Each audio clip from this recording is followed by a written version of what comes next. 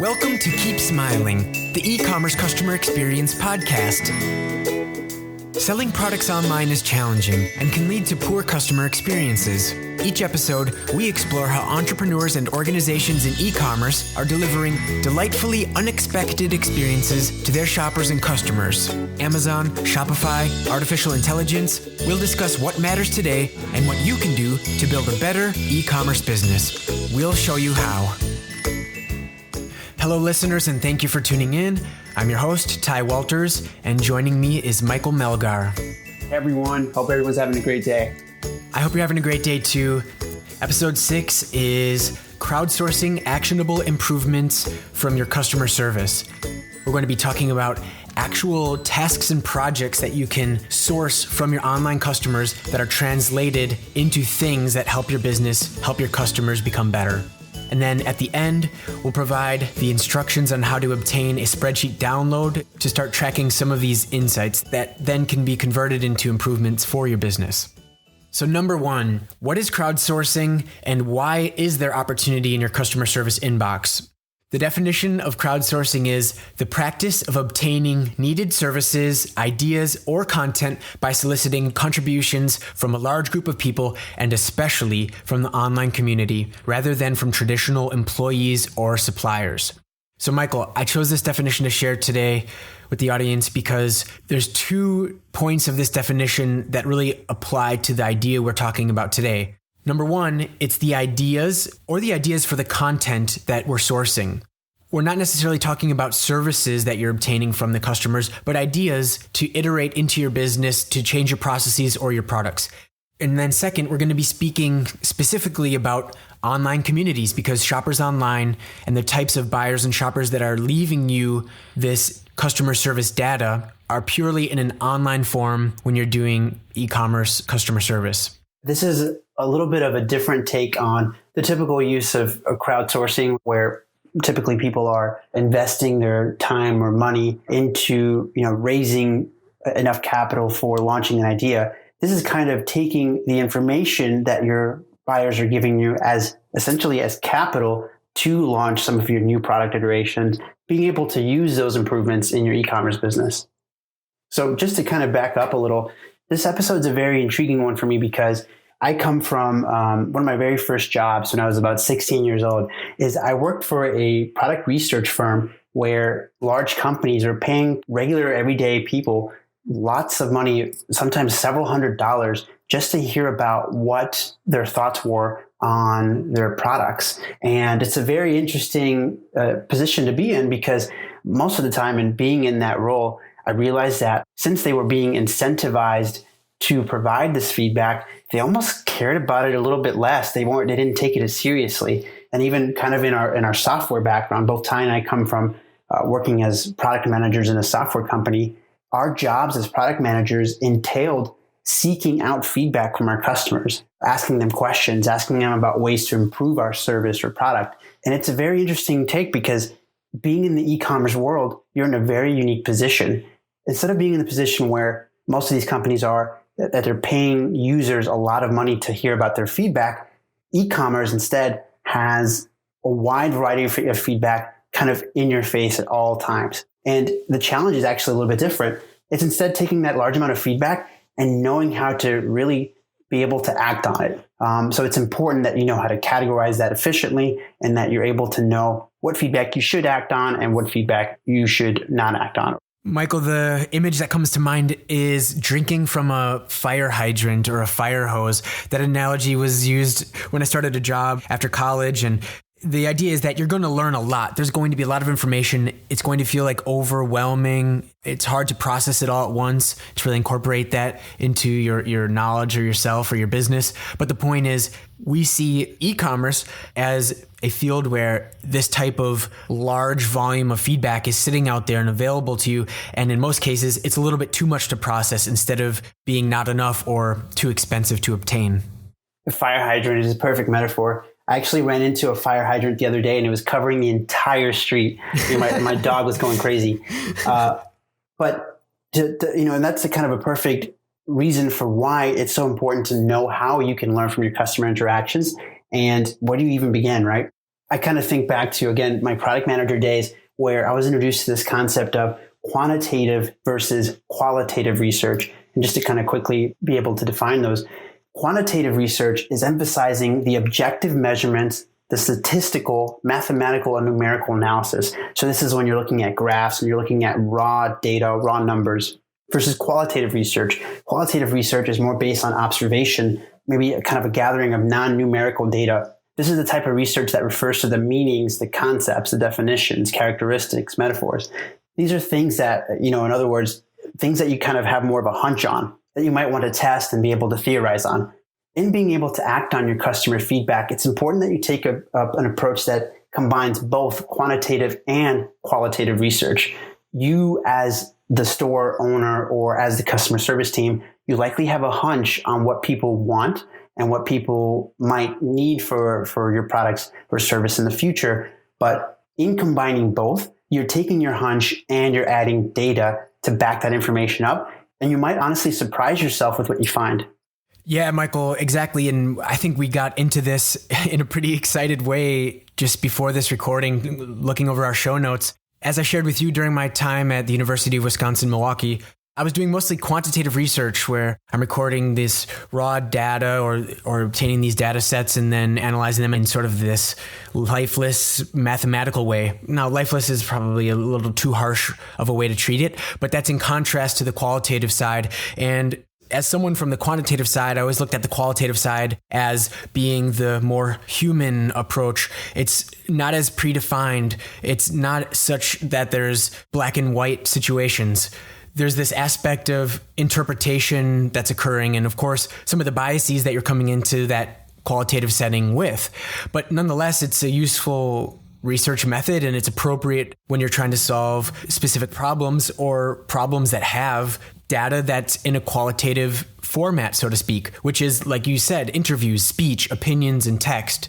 To further describe how we view qualitative research in the context of customer service, we at SellerSmile are performing sort of a thematic analysis, and that's kind of umbrella term to describe how we're taking qualitative data, which is usually in a text form, and we're examining it, we're pinpointing and recording patterns, and we're applying some type of method to treat those categories in ways that help us distinguish between that data set versus others, to find patterns between distinct data sets or from different cohorts or even different individuals in the same cohort. The main point about thematic analysis is that it's a fancy way of saying putting the interactions that you have into some type of category, some type of bucket where you can say these two are similar. That's important because if you can describe it in that way, you can compare the frequency of those themes against other themes. You can subdivide themes into even more refined categories if it's useful for your business. So Michael and I are going to sort of preview how we interpret using thematic analysis in your customer service tickets by offering some categories that we think are really helpful to start with and actually how to apply those to your customer service interactions. Next, why we feel this is so important is because we feel like there's a wealth of opportunity in this customer feedback. Crowdsourcing it, attempting to interact with that data in order to gain the most insight from it is a very worthwhile activity. The opportunity that we see in your customer service interactions are noted by the different pains and the different joys that your customers are communicating. Did they have a difficult time? Did they have a poor customer experience and why? Trying to understand what your customer is saying, take it to the next level and categorize it is some of the first precursor steps towards crowdsourcing it and turning these into what we're saying actionable improvements. So look for evidence of pain and joy. These are where there's opportunities to prevent future pain and increase future joy. These experiences can help you reverse engineer those situations to either prevent them from happening or make sure that they happen again. As we mentioned earlier, there's a wealth of information, especially for e-commerce sellers. They're looking at their buyer messages, they're looking at their social media, they're looking at online communities that talk about similar products, things like that. So with all this information, it's really important that you're able to think about it in a way, again, in a qualitative and a quantitative method, combining both of these methods so that you can begin to understand what customers are actually saying and being able to screen through that feedback in a way that's efficient and allows you to take action. That being said, your customers are literally telling you what they struggle with the most with every touch point. And it sounds overly simplistic, but it's almost as simple as if you reduce that hurdle, that increases the likelihood of more sales. The inverse of that is your customers are telling you what they love. I think Ty introduced me to this quote from Gary Vee that says, double down on your strengths, dig deeper into the things that you do really well and dive into your strengths, double down on them. So with your customers telling you about what they love, these are, again, evidence of experiences that you can reverse engineer, and you can think about what are the things that they really actually enjoyed about your product or service and things to continue to replicate. If you notice that you're doing something right, make sure you're doing it more often because it's going to have that repeated benefit. Most humans, most shoppers are programmed in similar ways, so it's a predictable outcome there. Michael, so we've outlined some of the opportunity that a seller can find in their customer service interactions, but I see two main ways that sellers might be missing this opportunity. The first one is if they're not taking these interactions and categorizing them into themes, or if they're not allowing themselves to translate those into tasks or projects. So this would be the example of a business owner or manager where they're answering all their customer service tickets. They might be doing it in a very advanced, comprehensive, happy manner, but if they're not taking some of the patterns they're seeing and then making changes in other areas of their business based off of that information, that disconnect can prevent you from harnessing that opportunity that's sitting there and waiting for you. The second way that you can miss this opportunity is if you're an owner or a manager of the company and somehow you're removed from the day-to-day customer service. If this is the case, if you don't have a strong form of communication with that team, you could be missing the most important details of those interactions because they're evidence and suggestions on how you should improve your business and what are the next steps that you need to take to reduce the pain and increase the pleasure of shopping from your store. This goes back to some of the concepts that we've touched on in earlier episodes where we've seen this pattern of customer service being a very reactionary thing where you just listen to someone complain about something and your first thought is, okay, I just need to resolve their problem. Blam, I'm done. No negative review, no negative seller feedback. But that interaction is, okay, what did they actually say? Are they having trouble with your fulfillment? What does that mean for your business? Is that something you can change? That's where we begin to take that sort of reactionary method and instead turn it into a proactive customer service approach. And I always think back to my product management days. I learned so much during that time. But at my last couple of jobs as a product manager for software companies, some of our greatest successes in these software projects literally came from listening to our customer feedback. And I remember there's the specific scenarios where whoa, how did you know that this was something that was going to have such a great impact and that customers were going to love? There was no magic sauce. It was literally going through the customer interactions, being able to categorize them and say, 90% of our customers are saying that they want this feature. And this is a very vocal majority of people. If we give them this feature, we're literally giving them what they want and thus higher sales, a higher likelihood of them returning.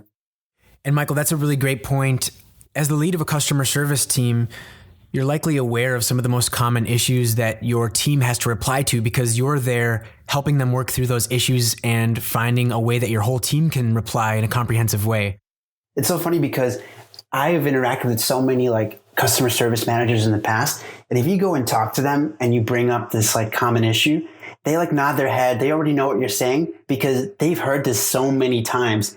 And where there might be a disconnect is even though they've heard this so many times, there's a disconnect perhaps even with leadership, or perhaps they aren't empowered enough to be able to take that feedback and make a change. That's where that sort of disconnect can be very harmful for your business because when your customer service managers or when you yourself are hearing these things over and over again, it does become important to take the time to process what those things mean. And there's a certain amount of intuition in it. As a customer service agent, currently and in previous roles, your body somehow learns and internalizes the repetitive nature of issues and tickets and also how those make you feel because you're understanding through the customer's eyes how it makes them feel. So it's almost just baked into kind of your being as a customer service agent, the nature of the product, where it's good, where it's bad. And it's not enough just to understand that from a first person perspective. You need to somehow communicate that, record it so it can be shared with others, and then take the next step, which is to use that feedback to create your next project that's going to iterate your business or project or product and essentially just move your business one step closer towards continued success. So Michael, we've been talking theoretically about some of this opportunity that's in customer service interactions. What are a few concrete examples that we can share that really proves this point? Sure. There's one example I can think of where one of our customers sells a product that is made in a way that doesn't require a usual extension to this product. So perhaps other similar products in the space might be like you have to order additional parts to be able to use it. This product was a one size fits all type of solution. And they did that purposefully. They did it because if there was additional parts that needed to be added to their product, it would make it unsafe to use. So when they put out their product, they started getting a lot of messaging about people having misunderstanding about, hey, I want to buy this extra piece. I don't see that you guys sell it. How do I find it? And it was always like, oh, we actually don't sell that. Thank you. The extra step that was taken that really made a difference is the fact that, hey, we actually don't sell this part, and we do this purposefully because it would be unsafe to use it in this way. So the opportunity there becomes you now know how to communicate that issue in explaining your reasoning for why that's the case. And it's information that they can now use on their listing, on their product packaging. That could be something that they use in their messaging. Now customers understand right out of the gate why this is something that is important and why it's reacting the way that it is. Another example is we have a customer who sells a product that includes a Velcro tab. So it's something that's like fastens with Velcro. And a common issue that they were having is people were saying, oh, I can't attach this Velcro. It seems like it's missing. This is defective. Can you please send me another one? And it turns out that a lot of the time, the piece of Velcro was actually attached to itself. So when the product was shipped out to customers, the way that it was shipped out was the Velcro was Velcroed in on itself. So a lot of these customers thought that it was a defect, when in reality, it was just a matter of snapping it back and being able to use it. Now, it's very easy to take this approach of saying, oh, wow, like that, these people are dumb. How could they make that mistake, right? Why didn't they just play with it? But it's that simple. And it took this client receiving negative product reviews to realize that, oh, this is actually a problem. This is actually something that people are confused about. So what they did is they added it as a part of their product images. They explained when you receive your product, you can open the Velcro piece and you can then reattach it. And they also included that in their outbound messaging. I have two examples that come to mind regarding this. One of them is in a situation where a high percentage of the customer service interactions had to do with shipment issues. This particular client was using a third-party fulfillment center to send out all of their merchant fulfilled orders. The merchant fulfilled aspect of the business was sizable. It was around equal to their FBA sales. But in this case, the fulfillment center was exhibiting poor performance. There were repeated errors, repeated examples where orders weren't sent out, orders lost by the carrier. And these were resulting in negative experiences, negative seller feedback, even so much so that it rose to a threshold that resulted in a temporary suspension. In this case, that business owner was able to understand from the situation by our team on the ground level communicating to them about the frequency and the seriousness of this issue. That business owner made the strategic decision to take their inventory out of that third-party fulfillment center and move to a different third-party fulfillment center. Now, this particular seller still sees occasional issues in their fulfillment in terms of on-time delivery, but the issue for the most part has been resolved. And this goes back to, again, the reactionary customer service approach, right? If you take a reactionary customer service approach, you'll hear these complaints and your main focus will be just to resolve them. And that's it. You don't ever hear or you don't ever really act on this feedback. That is essentially adding a Band-Aid fix to something when maybe it requires a complete restructure. In this case, that's a very, very large change to make for your business, a complete change in fulfillment center. But that is something that completely changed their customer experience. Yes, and I have an example of a smaller change, but maybe as beneficial to the satisfaction of the customers. One of our clients selling through Shopify was getting a lot of customer service tickets that we were categorizing as, "Where's my order?" The order details hadn't been shared with the customer in a timely enough manner, the details being maybe the estimated delivery or the tracking number. So we were dealing with this certain percentage of daily tickets of this question. It was repeated and it was expected. Ultimately, we view this as a negative customer experience because somehow the customer's confused. They don't know what's happening with their order. There isn't transparency in the process. So our advice to the seller was, let's institute something like Amazon is already doing. Amazon sends out an email when the item is shipped, and these emails are pretty accurate for the most part, and we believe that customers appreciate them. So the business owners took that information, they went and found their own solution of how to provide these automatic shipment notifications to their Shopify buyers. And it's happening in the background automatically. I don't know if they paid for that solution or not, but it's an example of a smaller type of scale implementation. You're not changing fulfillment centers. You're just sending one more email that's strategic, and it prevented all of those. We still get the occasional email, where's my order? But maybe they just missed that email. But for the most part, it cut out those customer service interactions. And since they had sort of a negative tone, the confusion aspect of it, we believe that was an overall improvement in their customer experience.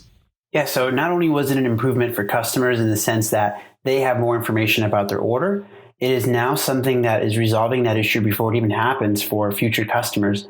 In addition, there's all these other potential theoretical things that it's helping with, but maybe this issue was a big majority of the cases that the customer service team was seeing. And if you cut that out, that's already helping you with not only providing them a better experience, but your team becomes more available because their time is not required with this sort of interaction. Okay, so now that we've talked about the value of these customer service interactions, what value they can have, and how a seller should be thinking about these, let's transition to the second part of the episode.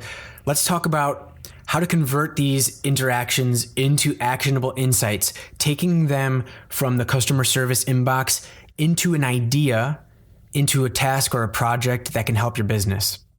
Yeah, so the very beginning of that, the how, is very simple. You have to start categorizing your customer service interactions. And we say start simple. You want to tag your interactions. Now, what I mean by that is, depending on how it is you answer your interactions currently, you might do it through your Gmail inbox, or you might do it through a ticketing system. All of these systems typically have a way to add a tag to that mail correspondence. And what we're pitching here is that you want to start out by adding general category tags for the types of interactions that you receive on a daily basis. Now, since you have all this experience looking at the types of interactions you typically receive, you might be tempted to have a different category for literally every single type of interaction. Now, that actually makes it more difficult to take action on, because if you have too much feedback that, again, you're not categorizing correctly, you have too many categories, it becomes very, very hard to track, and you won't really gain any actual insight from that. So our first recommendation is set a limit on the number of categories. Perhaps set them to no more than 10 categories. That helps your team remember what types of categories they can apply to a certain case, as well as allows you to come back and look at these categories in a very, very simple fashion. So what type of topics should you cover? Some of the things that you could cover, some of the categories that you can apply to your interactions are things like, number one, product FAQ. These would be general product questions, FAQ that you receive on your product. Do you get questions on your specs, on the sizing, questions about how it works, what it's made of, confusion with usage, things like that. Or perhaps even they're requesting information on how to actually use your product. These will all possibly be grouped as product FAQ.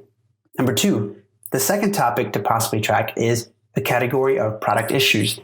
Product issues would entail when customers reach out to you about manufacturer defects. Perhaps they're saying things like, hey, this isn't working, or it's broken, this isn't as it was described. Perhaps they're reaching out to you about regular wear and tear, warranty. These would all be considered product issues. That's different than product FAQ because it entails an actual issue, a negative experience that you have to think about differently. Number three, a third potential category to consider is order processing. Order processing entails information such as the fulfillment of your order, issues with shipping and delivery, tracking requests, address change requests. My order is lost or it's missing. I need to cancel my order. I need a refund, I need a return, billing. Now, there is some sort of cross-pollination with some of these categories. One interaction could entail several categories, and that's okay. But you're still trying to label them individually as much as possible. But again, order processing, that might be things like billing issues, checkout, invoices, invoice requests, receipts, just general contact information. So these are things that the customer is contacting you about in order to complete their order. That's not related to a product issue or product FAQ. A fourth category to consider is feedback. So we are pitching this as a general category for all types of feedback: product feedback, experience feedback, perhaps an acknowledgement. Hey, yes, I got this. Thank you. Hey, yes, your team rocks. Thank you so much. By grouping all this information under feedback, this becomes an additional opportunity in the future where someone can come back and spend a lot of time in deciphering that feedback. So this is stuff where people are specifically giving you feedback. They're not asking you questions about the product. It's not an issue. It's not an order question. It is specifically about the product or experience. Number 5, product availability. These are great to track because this is when someone reaches out to you and says, hey, when is this item going to be back in stock? Or perhaps they're asking you about certain inventory that you carry. This is great information to track because it allows you to come back and notice how frequently people are asking you about certain products. This is, again, you might realize that, wow, people are really interested in seeing this product come back and I actually haven't reordered it. So this is a way for you to begin to track that. Another category to consider is admin category. Admin would entail stuff that doesn't have to do with your customer. This would entail stuff like wholesale orders, partnerships, business inquiries, perhaps like, email updates from like a software that you use. These are things that are not related to your customer, but you still want to tag differently so that you can't confuse that with other interactions when you're looking at reporting as a whole. Many ticketing systems provide you with a dashboard to view changes in the number of interactions that you see. And in addition to that, a lot of these systems, again, like Zendesk, Help Scout, Groove, what they allow you to do is that just like in Gmail, you can add a tag to each interaction. So you can use these categories as tags. And whenever you are processing a message or reviewing what the message was about, you add a tag for it. And then you come back to the ticketing system dashboard to view the changes in the number of times that tag was used. Again, one thing to say about this is you want to start off simple. So this is a great way to just begin to track and label these cases as you see them. Over time, you might have more of an educated guess on other categories that you might want to consider adding because you see that sort of interaction enough that you want to start tracking it separately. But again, try to keep it below 10. Try to keep it to a number that your customer service team can remember and you can come back to and report on easily. We see these topics as an excellent way to start mapping out where the opportunity is. You might see a higher majority of your tickets with similar tags. That's a first and early indication that maybe that's a greater source of opportunity or that should be a higher priority simply because the issue has a higher prevalence. And like Michael said, keep in mind, a single customer interaction can have multiple tags, and that's a way to enhance the resolution of your analysis. I wanted to mention something too. Right now, SellerSmile is using our help desk software. It's called Help Scout, and Help Scout, like other similar systems, allows the ability for an agent to perform manual workflows, or macros might be another word to explain this. The way we see this is it's a multi-step process that's initiated or selected by the agent, which performs multiple operations on the interaction or the ticket itself. So this could mean automatically applying one or several tags at the same time as automatically applying a certain attachment or putting it into a certain folder or adding a certain BCC. Some of these combinations of multiple automatic actions or steps that are taken with the click of one button are really interesting to me. And I'm sure we're going to continue to explore and implement that as a customer service agency. But it's something to keep in mind for more advanced users. If you'd like to really step up your reporting and automate some of it, that's something to look into.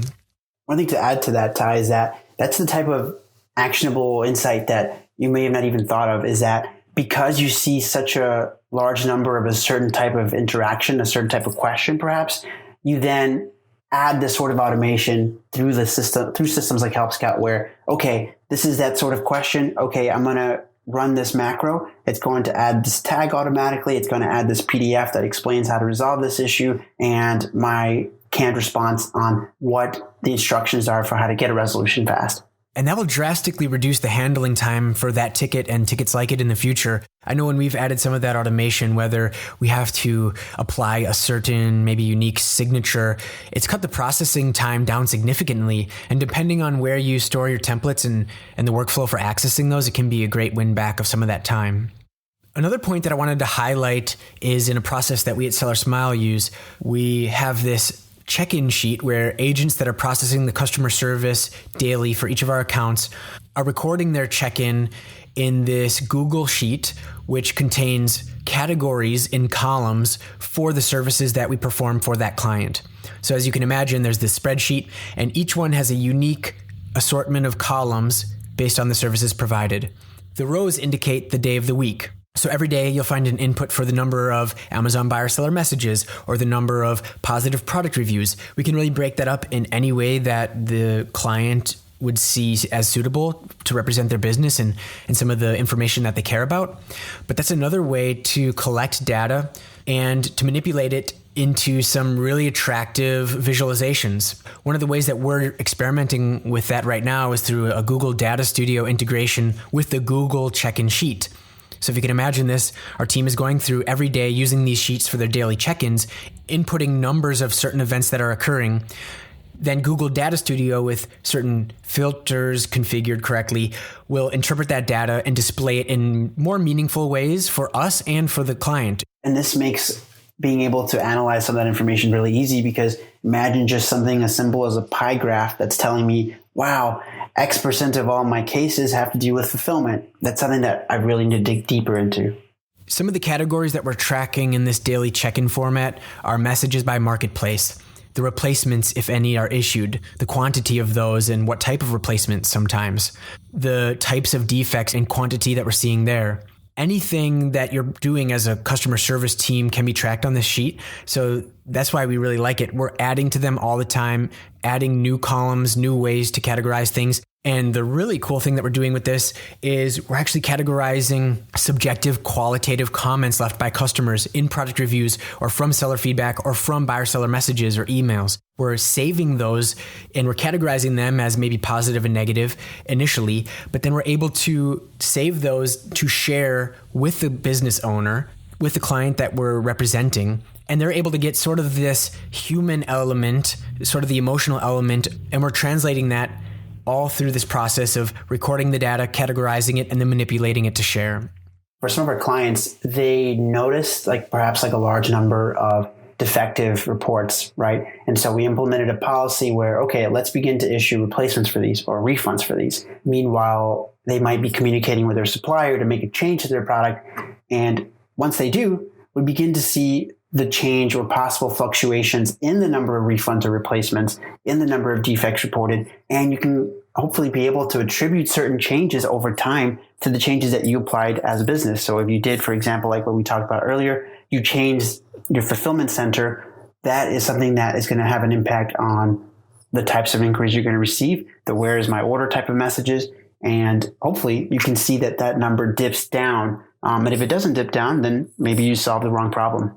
So once you begin to track this information and actually adding counts under each category so you can come back and report them, it'll be important that you create a cadence for reviewing that information. So number one, assign that to someone. If you have an entire team that is doing this for you, make sure that you can assign this to them and make that one of their main core responsibilities, coming back at least once a week, once a month, however frequent, to review those interactions, the changes in the reporting dashboards, or even just looking at the changes on something like that check-in sheet where you can see, oh, wow, okay, this went from 50 to 20. So there's an obvious change there. And then being able to try to attribute that by having this person reviewing cases, reviewing some of what has been said, reviewing when those cases have been tagged that way, and again, be able to see if that can be attributed to a certain action.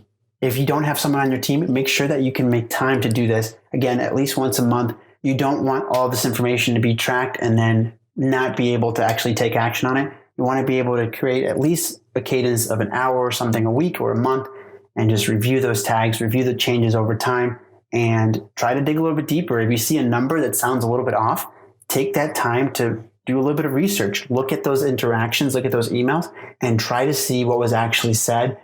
Ask why at least 6 times. You ask why first. Okay, why is this happening? Okay, perfect. Why is that happening? And then you just keep chasing it until you find the root cause of what the actual issue was. But again, start simple, right? You want to just start by tracking just the raw data behind it. How many times are you hearing about each of these categories? Tracking that and coming back and reviewing it. But then as you continue to expand your business, as your team allows you, as you have the bandwidth to do this, start looking into other ways to just automate some of this information, right? So we've talked a little bit about Google Data Studio. That's kind of perhaps the next stage to being able to track some of this. But it might just be as simple as you reviewing your Gmail sent tab and just looking at how many times you see a certain label. It might just be as simple as that to start, but over time, it will be important that you begin to think about automating through systems like Periscope, Google Data Studio. Google Data Studio, for example, is a free solution from Google that allows you to connect a spreadsheet into this really intriguing dashboard that includes pie graphs, charts, tables. It helps you, I'm a visual learner. It helps you understand what these numbers actually mean. Right, Michael. I like that you said that. Start simple. It doesn't have to be complicated, and don't let the thought that it needs to be complicated prevent you from implementing changes in your business right away. It's a piece of paper, a pen, and like Michael said, your emails. Read through them. What stands out to you? How can you connect some of those issues to the root cause? Because the root cause is the location of the task and the project that's going to make the difference in your business. Michael, we've talked about how to crowdsource your customer service interactions, some of the opportunities that could be found there. Now, once we've learned something, once we see repeated issues, our categories are made, we're seeing which categories are more common, which pain points are a little bit more painful, where customers are being delighted. Once we have that knowledge, once we've learned that, what's the next step? What can an e-commerce business owner or manager do with that information? So from there, you determine if it should become an actionable insight. So you might take what you learned for things such as a product iteration. For example, what we were talking about earlier, the issue with the Velcro strap that was kind of Velcroed within, in itself, right? That might become a supplier feedback. Like, hey, this is a common customer issue. I would like for you to actually repackage it this way instead in the future. This might be something that, again, completely changes how your customers interact with it. There's less customer confusion, less risk for a poor or critical review, and you're catching those issues proactively. This might become an alternate version of your product. Maybe it becomes a variation. A lot of people are asking you about a pink version of your product and you have the numbers to back it up. That might be, again, an additional variation to consider. Or perhaps it's a completely new product opportunity. You might listen to that feedback and say, well, they're kind of missing on the main reason for why I have done this. If it doesn't entail you changing your product, it might entail, okay, maybe I am the seller that should introduce this new version of my product because people are asking for it. Number two, you might use that feedback for even more simpler purposes, such as your outbound messaging. Some of the things that you can do with your outbound messaging that you've learned from your customer feedback is things like including a PDF. One of our sellers had a very complex product, and we, had typed out the instructions for how to use their product over and over and over again. And eventually what we ended up deciding to do is okay, we should just turn this into a PDF. And that way, whenever we get this question a lot, we'll just send them this PDF and it's good to go. And people will get the information that they need along with visuals. That information then became something that literally became a part of their outbound messaging. When customers first purchased their order, they received a nice message saying, hey, thanks so much for your purchase. Your order will be delivering soon. But as a heads up, here is an ebook on how to set up your product whenever it arrives. It might be as simple as including images or help text, perhaps an FAQ, something that you can add to your product listing or something that you can add on your website under an FAQ site, for example. To further illustrate this point, I want to give two examples. One is a failure to take actionable improvements into the business, and one will be an example of a win in that regard. The failure was in my own business. We used to sell stone quartz coasters on Amazon. It was a byproduct of a kitchen and bath company that my family ran. We would make these sets of coasters as sort of like a complimentary gift for a bathroom or kitchen remodel. We had the idea, let's test this on Amazon. Let's sell our coasters on Amazon. One of the most common points of feedback we got in product reviews was that the coaster formed this airtight seal around a drink that had been condensating. So then when the individual would go to pick up their glass, it would take the coaster with it up and it would lift it up off the table. This has happened to me plenty of times with the same set of coasters. I'm looking at a few of them on my desk right now. We knew it was a problem, but we didn't do anything to fix it. I'm imagining a couple of solutions where we could maybe laser engrave some grooves to allow the water to drip out or to prevent that airtight seal.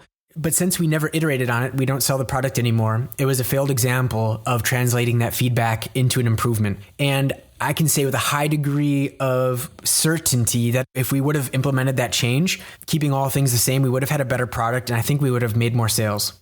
An example of a win with this strategy is with a client. They had an increased amount of customer service tickets around a particular issue. This issue was that At a certain point in their product, it was made of this nylon fabric, tears and rips would occur. It was because of the unique stresses that were applied at that point in the product. We were able to gather that data, demonstrate that for the seller. The seller then took that information to their supplier and said, here's a common issue we're facing. What can we do to fix it? I don't know the details of that situation, but the end product was that the supplier applied a different type of material and stitching pattern to that specific location to reinforce it. Since more forces were applied in that area, it commonly tore. This sort of product iteration did away with all of the customer service tickets that were showing up for that issue. We rarely see that issue showing up anymore. So such a win to take direct customer feedback, change the way that they made their product, release that new product, what was months later, and now we don't see that issue popping up anymore. Major win for that client. And that sort of feedback in that scenario can either become, again, a new product or even an unexpected feature. Now, all this being said, guys, we do have a word of caution. Be mindful of your vocal minority. In my past jobs, we've called this the squeaky wheel, the customer who is repeatedly saying the same thing. Now, using a quantitative and qualitative approach should help you decide on if the feedback that you're hearing is something that you should act on or something that maybe you should just keep tabs on and consider if it's actually worth your time. You'll always hear strong opinions, and that may not always mean that it requires a direct action. You have to keep your core customer in mind and who it is that you're creating your products for. Over time, you should be able to determine if, okay, this feedback is coming from the audience that I am trying to sell to, so this is something that I do need to change, versus, okay, this is, maybe the unintended user for my product, so it's something that I don't necessarily have to take. I have to take with a grain of salt. On our prior episode with Jeff Cohen, we touched on defining who your core customer is and then working backwards from there, because if you have that core customer in mind, when you hear this feedback, you'll be able to put it through the filter of, okay, this is feedback that I'm glad to be aware of, but may not necessarily be something I have to act on right now. Yeah, so this section's all about what to do with that feedback. Once you learn what your customers are saying, and once you learn about their experience with your product, what to do next, how to take that into the implementation phase. And Michael and I have a perspective on this that comes from product management and software. And we have that approach with SellerSmile as well. We identify projects based on feedback or data that we have in the best cases. And then we apply this product management process to that in order to come up with new products and improvements to our website, our service, our business. We consider what we do at SellerSmile Scrum with agile principles, and we're using Trello as a software to manage that all. What this allows us to do is be really fast and responsive to change. We can create minimal viable products of something brand new, typically within 1 week, that allows us to respond to the market and to respond to our client feedback where we see pain points. Let's develop a solution in a week and implement it. And now, did we solve our problem? If we didn't, we can go back to the drawing board and redesign that solution to whatever the issue is. But this is the same process that you need to be doing as an e-commerce business owner, and it doesn't need to be as fancy as Scrum with agile principles. Just make sure that you're having some process for gathering and categorizing your data, understanding how to interpret that data to prioritize or rank the different opportunities, and then taking action at the biggest and the best opportunity. Again, going back to the word caution, right? If you are filtering it, again, using the quantitative and qualitative approach, and you're filtering it through your core customer, by doing that, you're asking yourself why, and you're digging deep into the core reason for why this is coming up a lot. And so the answer might not be to implement or develop a product or feature that is exactly what your customers are asking, because they might be asking for a Band-Aid solution to what the actual issue is. We recommend to keep a separate document for each idea that you have. These could be termed user stories or actionable insights or business improvement projects, however you choose to categorize this. But the main definition of what we're advocating here is to create the scope of a project, the beginning, the middle of an end of something that you or your team can do that will have the result of some type of improvement in your business or your product. List the steps. List the sub-items of the steps that are needed to complete that project. Give it an estimation of the size of the project. How many hours or days or weeks will it take? Come back to that document and groom it. Make it more refined. Add more steps that you forgot about or didn't include before. Understand the project better. Add resources to that document. Talk about it again with your team. But most importantly, put it on your calendar. Schedule the time in yours or your team's workday to work on it and get it done. Try to deliver it as fast as possible, because it's only after delivery and testing it in the real world is when you're going to gain the next round of feedback that you're able to then implement in a more appropriate direction. Correct. That's that startup approach, right? Validating an idea through implementation, right?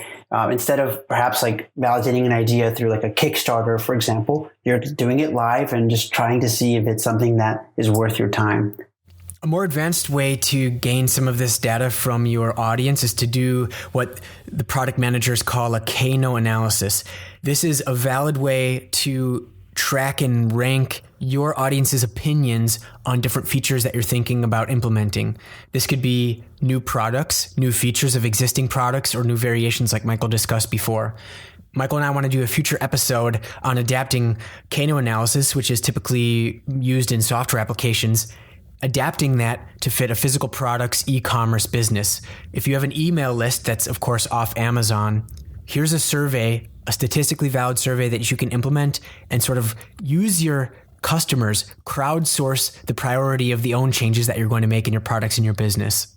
A lot of the feedback that we are talking about starting to track as early as today, right? A lot of that feedback is the first step. Something as complex as a Kano analysis is kind of the very next level. So the feedback that you're receiving and sort of some of the initial analysis that you're doing is more just introducing you to certain theories, certain hunches that you might see like, oh, okay, I need to add this separate variation of my product, right? You've been introduced to this theory and you might act on it, choose to not act on it, what have you. But something like a Kano analysis would actually help you make a more of an informed, educated decision on why maybe a certain feature is worth your time. My final thoughts on this is, even if you don't know the answer, even if you are hearing something a lot and you don't really necessarily know what to do with it, just, again, keep tabs on it. Keep thinking about it. Keep bringing it up. Keep talking about it with your team, your friend, your coworker, another e-commerce seller.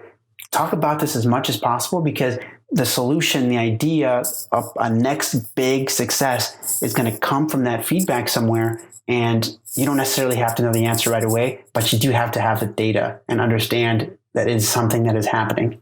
Michael, thanks for having this discussion with us today. Crowdsourcing actionable improvements is what we do as an agency. We have a lot of experience in this, so much so that it's the only way that we know how to operate, but we know how valuable it is. We think all e-commerce sellers need to be figuring out ways that they can gain even more opportunity, more ideas to improve their business and to iterate than ever before. We've only begun to explore this topic, and future episodes are going to reveal more topics and tactics on how to do this even better. And again, some of this sounds even more complex than what it actually is like. So it's kind of like describing or I guess having a podcast about how to ride a bike, right? We all know how to do it, but when you actually break down the components of it, it sounds a little bit complicated. Just start somewhere and start listening to that feedback. You'll be able to see some of our greatest successes has been a simple thing that we caught on. It was an observation that was made through that numerical data and being able to use that hunch of like, oh, okay, people definitely want this to be a new product feature. Right on. And Michael, you have a quote for us today. Yeah, the great Bill Gates once said, "Your most unhappy customers are your greatest source of learning." To find the show notes, which includes links to the articles and resources we discussed, including the free customer service category sheet we referenced at the beginning of the episode, go to sellersmile.com/006. If you found this conversation valuable, please hit subscribe and you'll get the next episode straight to your device. Thanks again and keep smiling.